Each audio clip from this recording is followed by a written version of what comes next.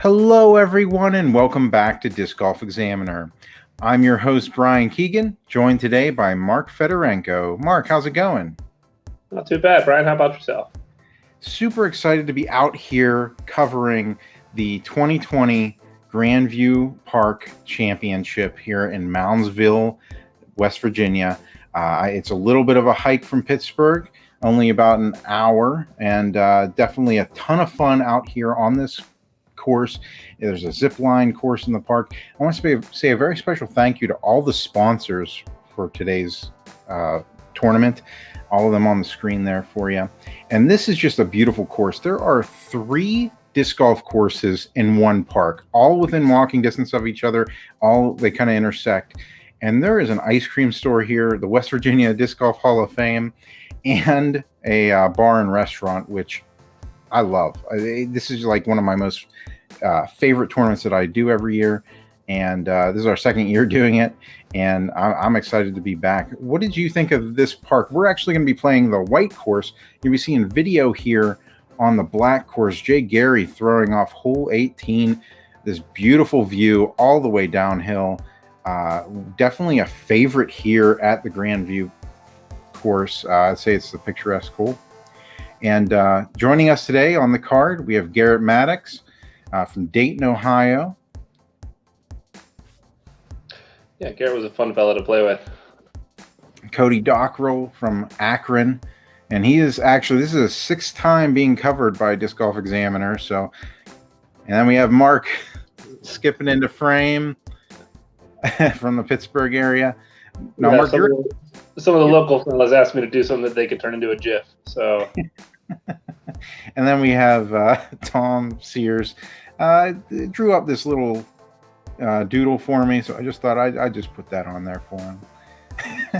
So we're going to go ahead and start on hole 1. It's a par 3, 285 feet. This one plays to the right here along the hillside, and really it's on the side of a down slope, so the potential for skip is really high. What did you think about this hole, Mark? This hole ended up playing a little shorter than I think it says, as well as it's a good warm up for the rest of the course, because as you can see from the screen here, and as Garrett flies past it, there are a lot of baskets on side slopes. So the potential for rollaways and crazy skips is something you really have to manage throughout this entire course. And we have Cody here going with the sidearm, playing a nice tight line there, and a good skip. And ooh, that was really close there. He just came to the other side of that basket there. Yeah, but again, showing you right away that the skips are ready to take you all the way down the hill there. Mm-hmm. Tom puts it nicely at the edge of circle 1. Ooh. I'm throwing a Raptor here that I way early release. The ideal play here for the forehand is to skip off the flat and have it settle just before it reaches the bottom of the hill, or before it reaches the edge of the hill to go down past the basket. Garrett has a long putt here, just over top of the basket. And there's another one of those. I say another one because you'll see plenty of them for everybody. When you hit the basket and don't roll away, you breathe a sigh of relief. Yeah, it's definitely a hilly terrain for sure. And we have Cody uphill here, about 25 feet.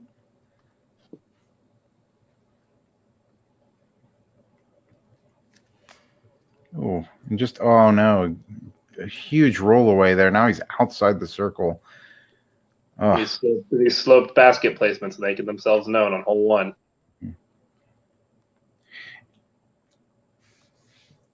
And you know, actually, this particular hole averaged 3.2, so a little higher than par. Maybe a little bit more difficulty. Oh no! Damn. Wow. Cody wanted to start this round out. Yeah, definitely not. Being tied for the lead, for sure not. And there, he's going to grab a good one. That's about as far away as his original putt, unfortunately. So he'll take a double bogey there. We're going to Garrett. Yeah. So I'd say that, we do have a very hilly terrain here. As we move on to hole number 2, it is 192 feet. I'd say that this is the most wooded shot on the course, and it's pretty tight. It comes out into the clearing here, but to get to that point, you have some real tough amount of trees in front of you there. Oh, for sure. It's a very kind of an oddly shaped hole from the box. You kind of want to throw a backhand soft hyzer flex, or as you see Tom here trying to throw a hyzer flip forehand. But walking over this one, it definitely felt like if you got through, you were pretty happy with the circle 1 putt. But as you can see, I'm nowhere close. Yeah, you got to hope for a good tree kick or something out there. Yeah. Something else that you watching at home may notice is all the tee pads on the white course here they're all natural tee pads, either dirt or grass. One of the things I know the tournament director really looking to help use this tournament and the sponsorships for was to continue making improvements to this already amazing property. Yeah, I got to say a special shout out to Josh Fender, and just to the left side there. Oh, that was so close. Cody here, just outside the circle, about 35 feet or so. And just a little low for him. And Garrett here, he's just inside the circle, I believe. He's got 2 trees to putt between. And yes, grabbing the bird, taking the lead by 2 early on. That's right. We got to show that again in an examination. He had a nice gap between those 2 trees there, which gave him the opportunity to grab that extra stroke. It still nearly caught the edge of the cage and sped out. That's true. Cody will get his par. Now, this hole actually did average a little lower than par, 2.86. And Tom just, I don't know what happened there, but he just a little light and it bounced out. So Tom is going to take his bogey there. And the score is shifting a lot now. As we move on to hole 3, it's a par 4. It plays down here, dogleg right, but also you got to kind of come straight, and you got to hope that the disc comes back left a little bit as the basket is up here on the hill underneath this tree. We're talking about the fairway sets up really well for a nice, just trying to hit the gap, and your disc will do the gliding for you. You don't have to put a lot on this, as we see. Yeah. Garrett with an unfortunate grip lock high and right. Yeah, that's very wooded there, so he's gonna have some trouble getting out of there. And this is my Comet, which I've come to love. These long, slow right turning shots. Wow, that's actually the furthest shot that I saw that day, as well. So Cody lining up his shot. You can see just the rolling hills and how vast this course really is. He's been clipped. This is definitely the most elevation change outside of maybe North Boundary Park in a single course that I've ever played. I really have to agree with you. Prior to this this year, I hadn't seen the back part of the course, and it is really hilly. So I'm really interested to see how you guys attack it. Yeah.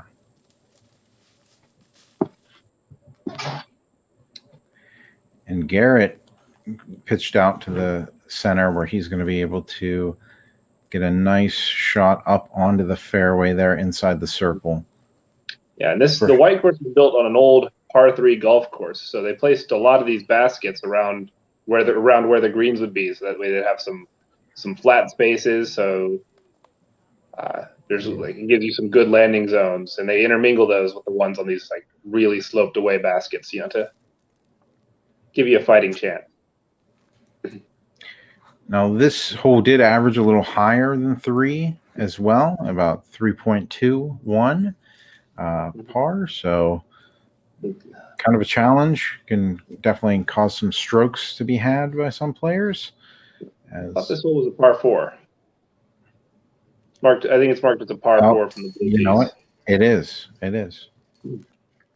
So yeah, Garrett happy to save par, and Cody, Snake, and myself all tapping in for our birdies.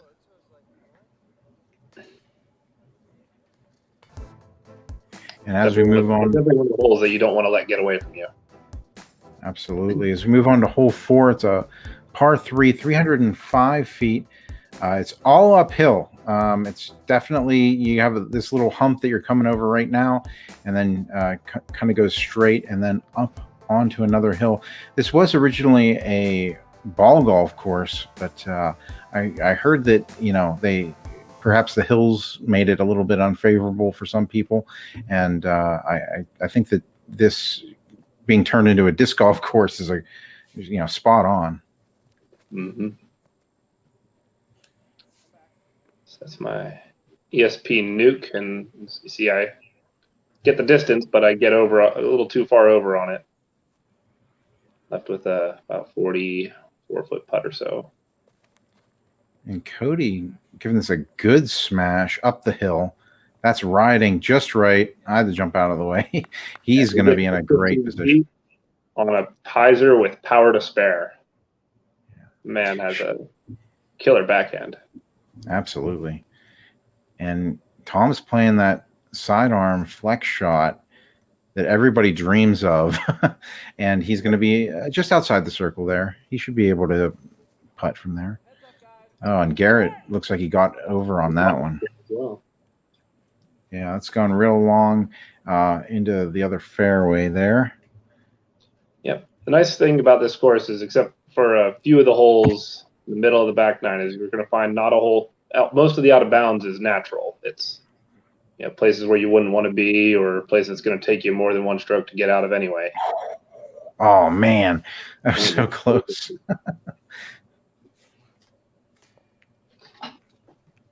Both of us happy we're not standing up and rolling away. Right, and Cody grabbing a great birdie there. Gonna get back up to 8 down. Oh, and Garrett just a little low on that one. Giving up that stroke. Taking him back down to 8 down. Mark tapping his par. And Tom making sure that disc gets in there. Taking his par. Three-way tie. And now we are on to hole 5, which is a par 4. It's 582 feet. It is pretty much an open fairway, though you have these trees down at the end that kind of play guardian to this basket here on the hillside. Yep, this is one of the holes where you can really let it rip without too many consequences. It's definitely probably the safest fairway we're going to see until late in the back nine. And this one did play a little under par.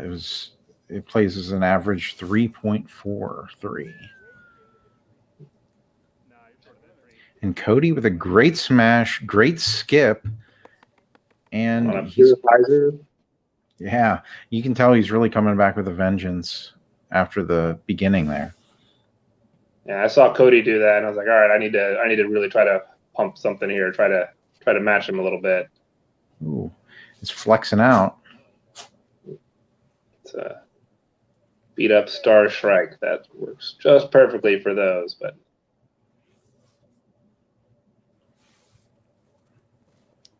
And Tom playing that flex forehand that he's playing so well today, and that's getting out there really nice and down onto the hillside.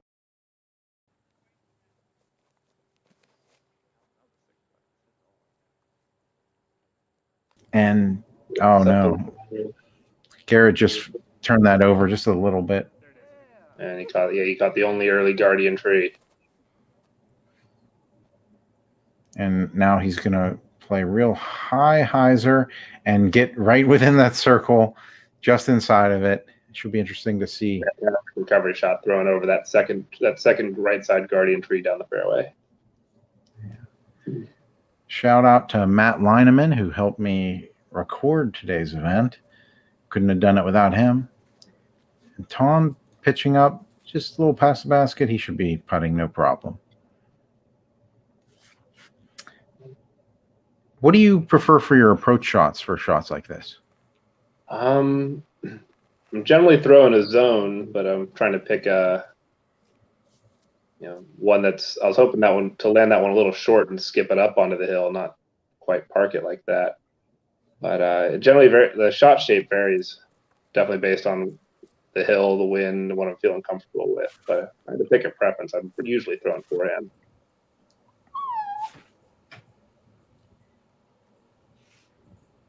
And Garrett for his birdie, right? That's wow. Great after hitting that first tree.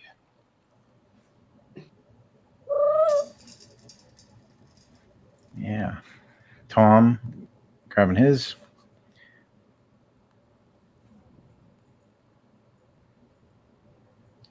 And Cody for his birdie. Great. All right. That's got to feel pretty good. I'm walking up to this, be like, all right, don't screw up the star frame. Right. And is putting something new for you, Mark? I mean, I know that in Ultimate, it's not really, probably don't use that shot at all. Yeah, it's definitely a new experience in that sense that in Ultimate you're using the exact same disc every time, and you make some shorter throws to your teammates, but your teammates are always moving.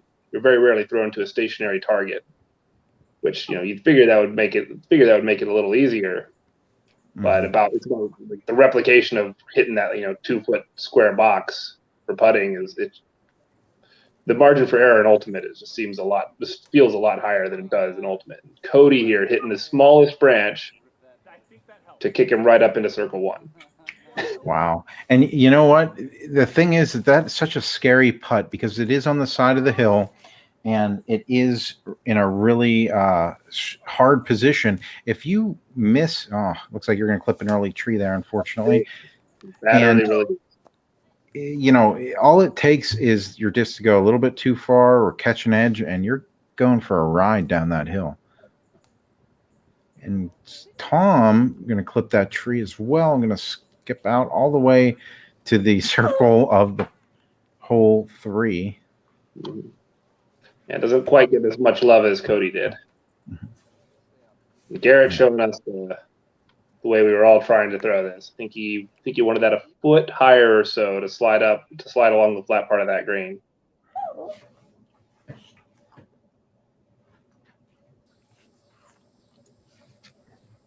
Now for your upshot here, what are you thinking about? I'm trying to throw not that, but I was looking at that nice flat green, and I was thinking, okay, if I can land a soft hyzer on that within 15, 20 feet, I can get to a comfortable, easy putt to take away the scary rollaway. As you see, Tom's really happy his didn't catch an edge and roll down the hill.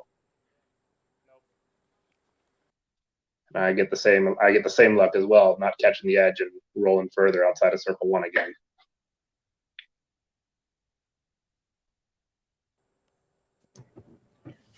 And Garrett here, that's got to be going through his head too. He's definitely thinking no death putt, but he commits, even though he misses a little low. He makes the correct miss. You gotta stop. Cody's on a bit of a roll here as he goes making that birdie. Turkey. Yeah, that's right. Coming back strong. Gotta get an examination on it, of course. Wow. Nice clean hyzer putt. It's always coming out really smooth with a good amount of pace. Garrett will grab his par. I'm staring bogey in the face, watching Cody and Garrett move further away. Wow. Good. grabbing the bogey, but and Tom grabbing the par. As we move on to hole 7, it's a par 4. It's 542 feet. And I got to say, OB right the entire way. The elevation here is drastic. You can't quite see all of the elevation here in the video, but if you can imagine, this is all uphill right now, completely straight uphill after that downhill descent. So there's a lot of hill on this and a lot of distance you really need to reach. I think it's more than 542 when you consider the elevation. Oh, for sure. But I really enjoy this hole because it sets up like such a beautiful golf hole, telling you exactly where your landing area needs to be. You see Cody here flirting with those tall bushes, but he lands dead center with a good look up the hill. And Tom playing that flex shot out far left. Yep. Yeah. So he got a little further over on it than I think he was hoping to, but he's in a good position for a nice hyzer approach. I know, and Garrett looks like he turned that one over. And he's going to play Plinko with the OB tree. And right there, he's going to be OB, unfortunately. Yep. The only real mistake is being right.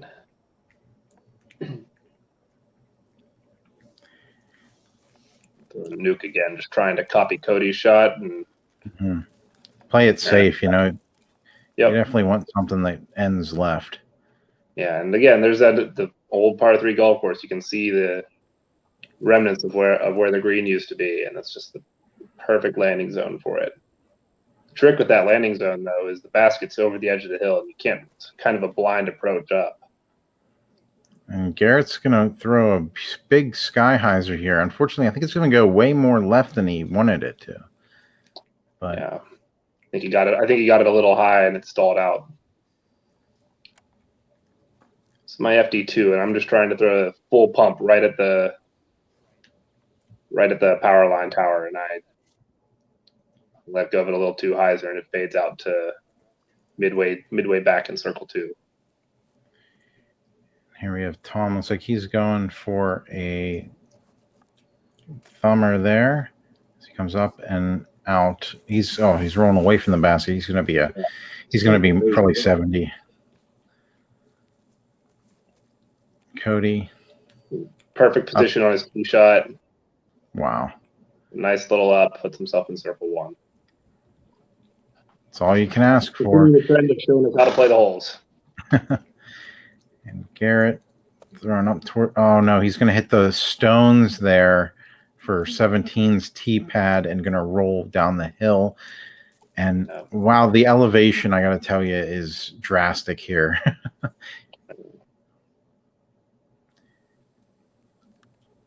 He's going to give that a good rip up the hill, skip up. He's still outside the circle there. Tom go up here. Yeah. All right, and Mark lining up his shot here. Just about 45. Oh, wow. Great birdie there. Mark got to get a little skip. Oh, yeah. That was an amazing. That one felt good to get. And in all actuality, I was trying to lay up a little bit, and I just got it a little high, and got the disc golfer smiling on me on hole 7. Yeah, that was great. Got to get happy enough to give you a little skip in your step there. Yeah. And looks like Garrett's unfortunately went a little low on that one. Probably playing it safe as Cody lines up his birdie shot. Oh, no. Oh, no. Don't roll. All right. So I think Cody's going to take his par and be okay with that as he's still in the lead. And Tom a little high on the band there, but able to corral that one in. And unfortunately, Garrett taking the triple bogey, bumping him down to 6 under. As we move on to hole 8, par 4, 561 feet. And this one's a doozy because you have OB on the right side all the way down, and into the ravine. And if you land in any of that OB on the right side or in the ravine there, you have to throw from this drop zone here. And that is much longer than it looks. So, obviously you come back here and you have the basket on this mound of stones, and definitely something that can knock you into the OB. Yeah, and it's hard to see from the walk down, but this is a very treacherous fairway. It's very easy to catch an edge and roll right down to the OB, as I'm sure plenty of the players found out during the round and during the practice round. And you're about to find out. I thought I'd settled nicely. Yeah. Stop. A little fortunate, and I curled up about 6 feet before the out of bounds line. Wow, that is nuts. Yeah, the ideal landing spot is about 15, 20 feet further on the back side of the mound, because it'll skip you flat. And Cody's going to end up in the woods there. He's going to have an obstructed look at the basket, unfortunately. And Tom going thumber here. Full tilt thumber. Getting a good roll out. Little roll. Yeah. I wonder how he made that happen. And Garrett's, he needs to make up for that last one. He's throwing just a line drive all the way down, coming at me. I couldn't see it behind that branch. Catches those tree branches and sits up, and just about in about as good of a spot as you can ask for on this hole. If Tom after his thumber. Yeah, looks like he's lining up a sidearm shot. It's quite some distance down there still. A big outside in forehand, and he's playing that line real nice. Wow! Holy cow! He is easily within 15 feet. Yeah, that's amazing.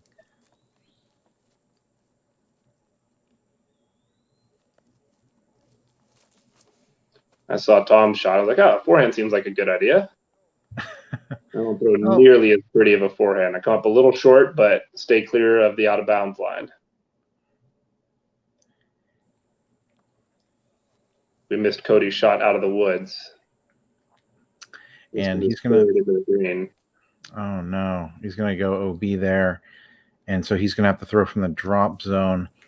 Garrett with his drive. Amazing drive, by the way, by Garrett. Incredible.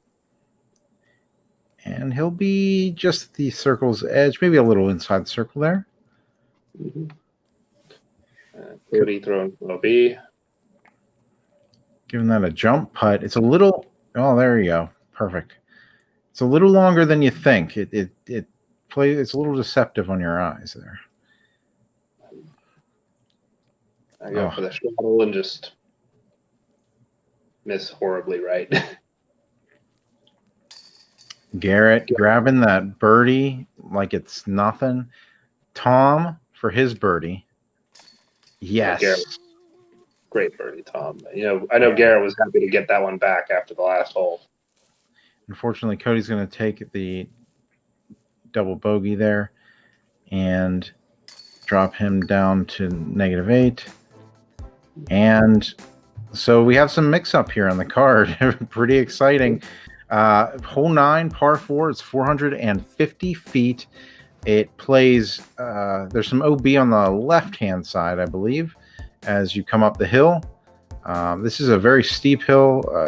I definitely say that it goes up a considerable distance, and the basket's up on top.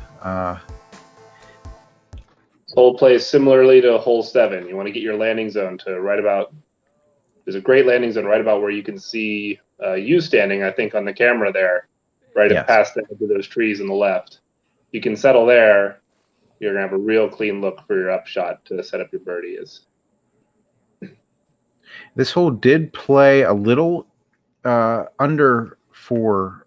Is played at about average of 3.86. Yep. So Garrett. A beautiful drive and is in perfect position.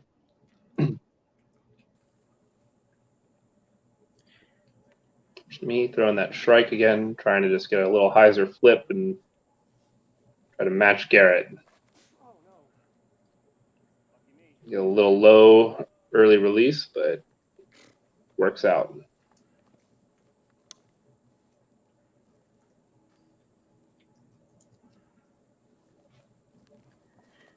Cody giving it a great rip down the center, getting a skip, yes, up a little bit. And everybody's in the same area, so that's good.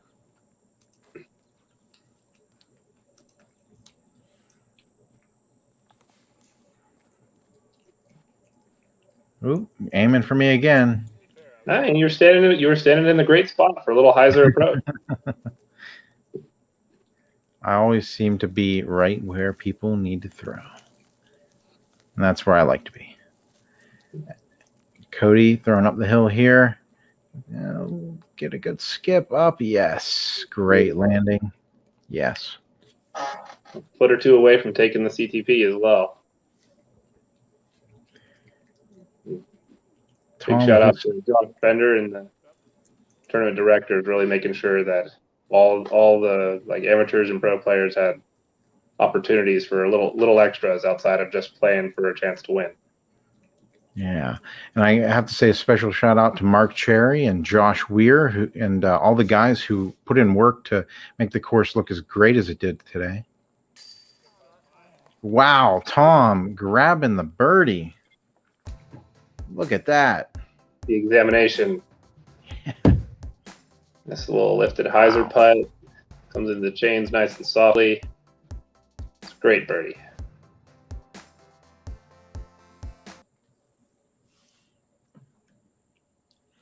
And Mark, oh no! Yeah, it's my turn. It's my turn to take the spit out wheel of fortune.